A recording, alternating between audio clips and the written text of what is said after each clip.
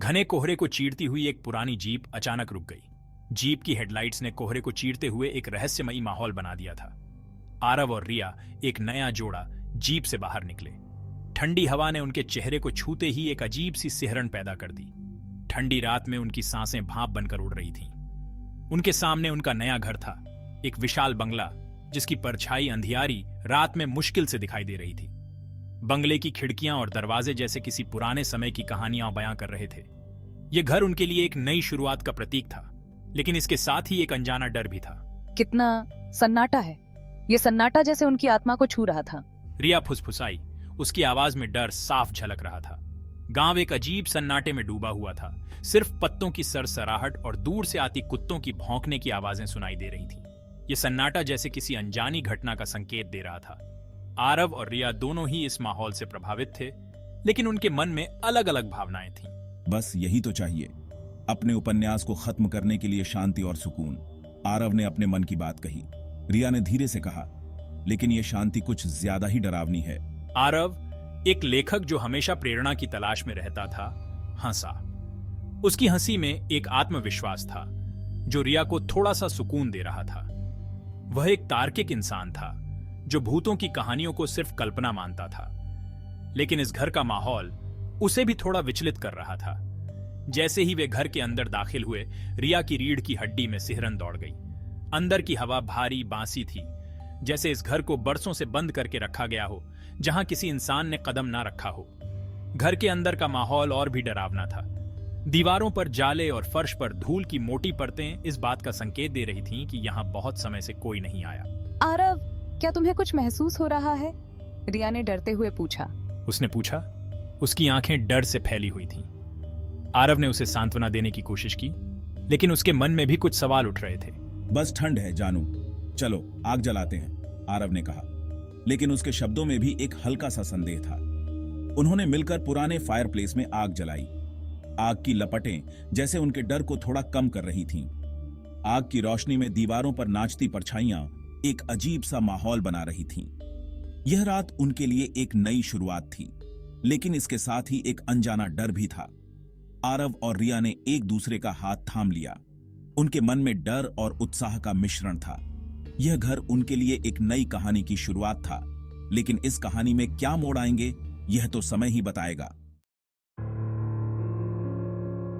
अगले कुछ दिन सामान खोलने और घर व्यवस्थित करने में बीत गए। हर कोने में एक अजीब सी खामोशी थी, जैसे घर की दीवारें भी कुछ कहना चाहती हों। आरव और रिया ने अपने नए घर को सजाने में कोई कसर नहीं छोड़ी, लेकिन एक अनजानी बेचैनी उनके दिलों में घर कर गई थी।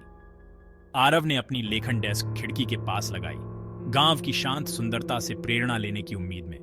खिड़की से बाहर का दृश्य मनमोहक था, हरे भरे खेत और दूर तक फैले पहाड़। लेकिन इस शांति के बीच भी एक अनजाना डर उनके मन में समाया हुआ था। हालांकि रिया उस अजीब एहसास से खुद को छुड़ा नहीं पा रही थी कि कोई उन्हें देख रहा है, जैसे कोई अदृश्य आंखें हर समय उन पर नजर रख रही हों। वह बार बार पीछे मुड़कर देखती, लेकिन वहां कोई नहीं होता। कोई अदृश्य शक्ति परछाइयों में छिपी हुई है। रिया को लगता था कि जैसे कोई उनके हर कदम का पीछा कर रहा हो, हर कोने में छिपा हुआ हो। एक शाम जैसे ही सूरज ढलने लगा, बगीचे में लंबी डरावनी परछाई फैलाता हुआ रिया ने उसे सुना। वह आवाज इतनी धीमी थी कि उसे यकीन नहीं हो रहा था कि उसने सच में कुछ सुना है या यह उसका वहम था। एक धीमी फुसफुसाहट, मुश्किल से सुनाई देने वाली, दीवारों से आती हुई प्रतीत हो रही थी। यह आवाज इतनी रहस्यमयी थी कि रिया का दिल तेजी से धड़कने लगा। यह एक औरत की आवाज थी जो एक गहरे, अथाह दुख से भरी हुई थी। उसकी आवाज में ऐसा दर्द था कि रिया की आंखों में आंसू आ गए। आरव, क्या तुमने सुना? रिया ने घबराते हुए पूछा। रिया ने पूछा। उसकी आवाज कांप रही थी। उसकी आंखों में डर साफ झलक रहा था। आरव, जो अपने लेखन में मग्न था, ने ऊपर देखा। उसके माथे पर बल पड़ गए। उसने रिया की ओर देखा और उसकी चिंता को समझने की कोशिश की। क्या सुना? यहां तो बस हवा चल रही है रिया, आरव ने कहा, लेकिन उसकी आवाज में भी एक हल्की सी चिंता थी। लेकिन रिया को पूरा यकीन था कि उसने एक आवाज सुनी है। वह बार बार उस आवाज को याद करने की कोशिश कर रही थी। वह पुरानी अंगीठी के पास एक ठंडा स्थान महसूस कर सकती थी, जैसे वहां कोई अदृश्य शक्ति मौजूद हो। तापमान में अचानक गिरावट, जिससे उसकी रीढ़ की हड्डी में सिहरन दौड़ गई। कुछ तो गड़बड़ थी। रिया ने आरव की ओर देखा और कहा, हमें इस बारे में कुछ करना होगा। आरव ने सहमति में सिर हिलाया, लेकिन उनके मन में भी कई सवाल थे। क्या यह घर सच में भूतिया था या यह सब उनके मन का वहम था? यह जानने के लिए उन्हें और गहराई में जाना होगा। उस रात गांव का सन्नाटा एक ओग्लुशिटलनोए दुर्घटना से टूट गया। रिया एक झटके से उठ गई। उसका दिल जोर से धड़क रहा था। आवाज नीचे से आई थी। आरव उसकी हांफने की आवाज से जाग गया। उसने बेड साइड लैंप जलाया। क्या हुआ रिया, बुरा सपना देखा? रिया ने डर से अपनी आंखें फैलाते हुए दरवाजे की ओर इशारा किया। मैंने एक आवाज सुनी, एक जोरदार आवाज। आरव हालांकि संशय में था, उसने जांच करने का फैसला किया। उसने दरवाजे के पीछे से एक भारी लकड़ी की छड़ी उठाई और धीरे धीरे नीचे की ओर चल पड़ा। रिया उसके पीछे पीछे आ रही थी। उसका हाथ कसकर उसकी बांह पकड़े हुए था। लिविंग रूम अस्त व्यस्त था। एक फूलदान फर्श पर चकनाचूर पड़ा था। उसके टुकड़े पूरे कमरे में बिखरे हुए थे। टूटी खिड़की के शीशे से आ रही रात की हवा में पर्दे लहरा रहे थे। आरव ने ध्यान से चारों ओर देखा। यह जरूर किसी जानवर का काम होगा, उसने कहा, शांत दिखने की कोशिश कर रहा था, लेकिन वह खुद भी इस एहसास से नहीं छुटकारा पा सका कि कुछ तो गड़बड़ है। अगली सुबह आरव ने ग्रामीणों से जवाब तलाशने का फैसला किया। वह जानता था कि इस गांव में कुछ ऐसा था जो सतह के नीचे छिपा हुआ था और वह इसे उजागर करना चाहता था। वह संकरी, घुमावदार गली से नीचे चला गया, जहां हर कदम पर उसे ऐसा महसूस हो रहा था जैसे कोई उसे देख रहा हो। उसकी निगाहें उन लोगों के चेहरों पर टिकी हुई थीं जिनसे वह गुजर रहा था।